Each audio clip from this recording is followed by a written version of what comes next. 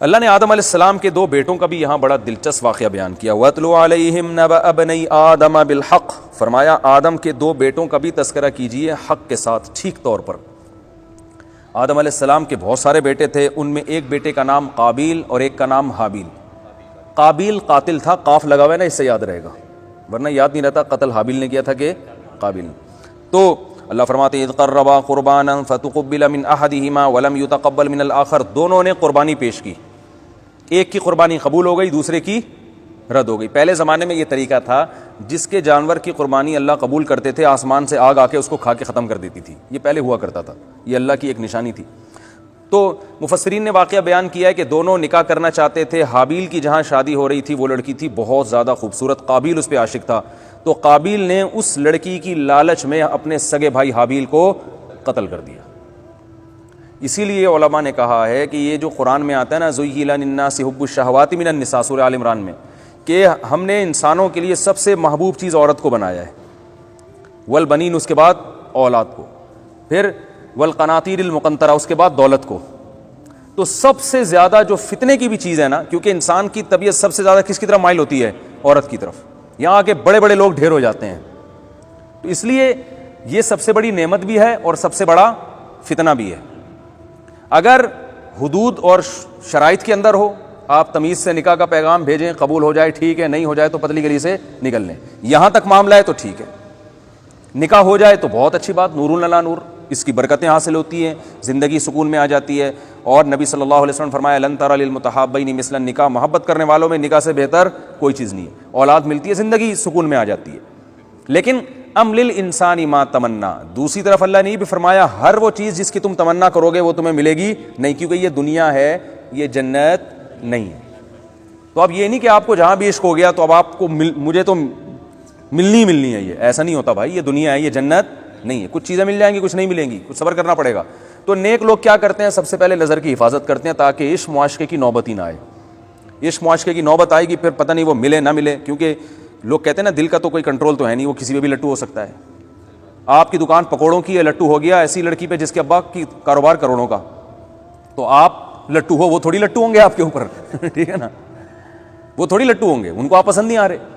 تو نظر کی جو حفاظت کرتا ہے اس کے دل کیا رہتا ہے؟ پاکیزہ. وہ اس قسم کی آزمائشوں میں نہیں پڑتا. اور جو نظر کی حفاظت نہیں کرتا وہ ڈپریشن کا مریض بنتا ہے، وہ پاگل ہو جاتا ہے. جیسے ہو رہے ہیں، خودکشیاں ہو رہی ہیں، لڑکیاں بھی اور لڑکے بھی. تو عورت بہت بڑا فتنہ ہے. نبی صلی اللہ علیہ وسلم فرمایا، صحیح بخاری کی حدیث ہے، ما ترکت بعدی فتنۃ اضر علی الرجال من النساء، میں نے اپنے بعد مردوں کے لیے عورت سے بڑا کوئی فتنہ نہیں چھوڑا ہے. یہاں کے بڑے بڑے لوگ پھسل جاتے ہیں. تو عافیت میں وہی رہتا ہے جو ریزرو رہ کے زندگی گزارے.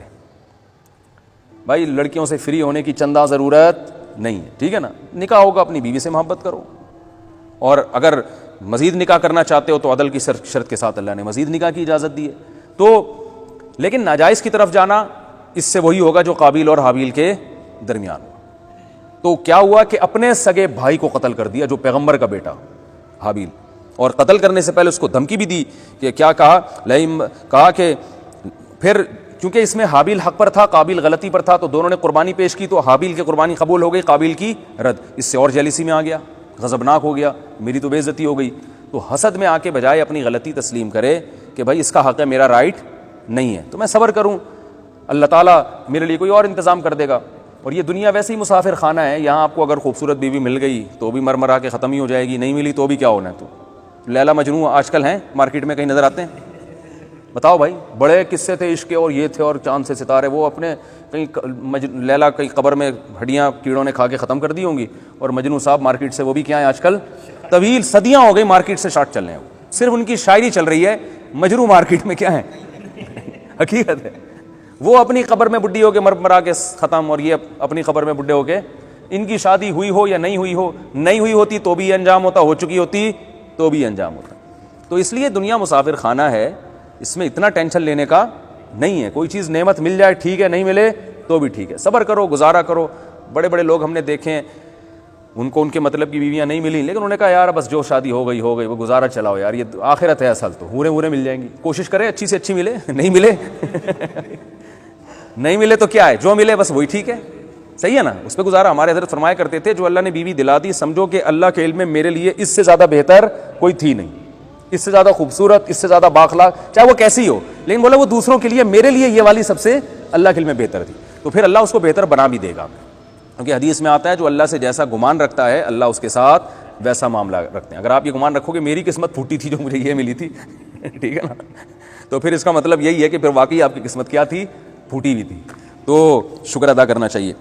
تو اللہ تعالیٰ نے فرمایا کہ اس نے کیا کہا, قابیل نے حابیل کو کہا لأقتلنک, میں تجھے مار دوں گا. قال انما یتقبل اللہ من المتقین, حابیل نے کہا بھائی دیکھو اللہ عبادت قبول کرتے ہیں متقین کی, جس کی نیت اچھی ہو تو اس کی قبول کرتے ہیں. تو اللہ نے قبول کر لی. لئن بسطت الی یدک لتقتلنی, اگر تو مجھے قتل کرنے کے لیے اپنا ہاتھ میری طرف پھیلائے گا, ما انا بباسط یدی الیک لاقتلک, میں تجھے قتل کرنے کی جرأت نہیں کر سکتا, تو میرا بھائی ہے, میں رشتہ داری جوڑوں گا, میں یہ ظلم نہیں کروں گا. انی اخاف اللہ رب العالمین, میں اللہ جو رب العالمین ہے اس سے ڈرتا ہوں. دیکھو ایک ہی باپ ہے, پیغمبر ہیں, انہی کے بیٹے ہیں, ایک اتنا نیک اور ایک اتنا بد, تو یہ اللہ کی قدرت ہے. ایک ہی گھر میں ہم دیکھتے ہیں ایک بھائی نمازی پرہیزگار ابا اماں کی اطاعت کرنے والا, دوسرا چھٹے لگا رہا ہے جا کے, ٹھیک ہے نا, تو ہدایت اللہ کے ہاتھ میں ہے. تو ما انا بباسط یدی الیک لاقتلک, میں اپنا ہاتھ نہیں پھیلاؤں گا. انی ارید ان تبوء باسمی واسمک فتکون من اصحاب النار, تو اگر مجھے قتل کر دے گا تو یہ میرا گناہ بھی تیرے سر پہ ہوگا اور تو جہنم کی آگ میں جائے گا, میں تیری وجہ سے اپنے آپ کو برائی میں کیوں ڈالوں. وذالک جزاء الظالمین فطوعت له نفسه قتل اخیہ, اللہ فرماتے ہیں تقریر سن کے بھی بھائی کو ترس نہ آیا اور اس کے دل نے اپنے بھائی کے قتل کو اس کی نظر میں مزین کر دیا کہ یار اس کو راستے سے ہٹاؤ. فقتلہ, اور قابیل نے حابیل کو قتل کر